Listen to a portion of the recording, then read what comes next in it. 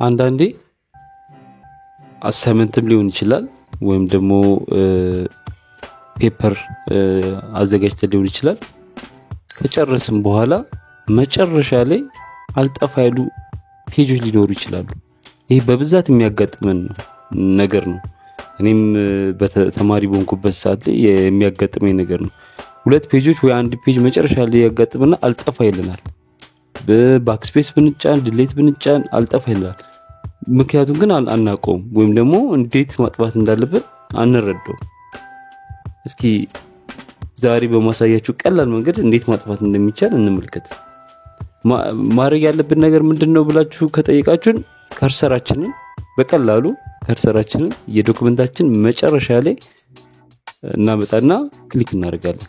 ይሄ እንግዲህ የዶክመንቴ መጨረሻ ነው። ከዛን እዚህ ጋር ያልጠፋ ያሉኝ ይሄው ሁለት ፔጆች አሉ። ባክስፔስ ባረግ አልጠፋ ብሎኛል፣ ዲሌትን ባረግ አልጠፋ ብሎኛል። ዋትኤቨር ብዙ ነገር ሞክሬም ብሎኛል። አንዳንዴም አይታችሁ ከሆነ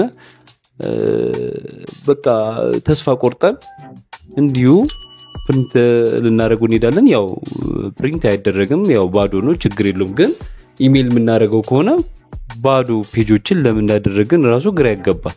ስለዚህ ምን እናደርጋለን? ከርሰራችን እዚህ ጋር አደረግናለን። በቀጥታ እንሄድና የዲሌት ኪቦርዳችን ላይ ማን ነው በተንን ለተወሰኑ ሰከንዶች እንጫነዋለን። ተመልከቱ። አሁን ዲሌት በተንን ተጭኘዋለሁ። አልጠፋ ያሉ ፔጆች ሄደዋል። ይሄን ሬዚስት ማድረግ አይችሉም ማለት ነው። እንግዲህ በቀላሉ ነው።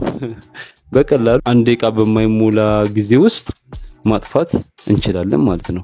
ጀስት እንደምናደርገው ከርሰራችን መጨረሻ እናደርጋለን። ከዛን የዲሌት በተንን ለተወሰኑ ሰከንዶች መያዝ ነው። ሙሉ ሙልጭ ብሎ እስኪጠፋ ድረስ እንጫናለን። ሲጠፋ እንለቀውና ይሄንን ወደ ፒዲኤፍም መላክ አለብንም መላክ ወዳለብን አካል እንልካለን ማለት ነው። ይሄ ኤስኤም ቻናል ነው። ሰብስክራይብ ማድረጋችሁን፣ ላይክ፣ ሼር ማድረጋችሁን እንዳትረሱ። አመሰግናለሁ።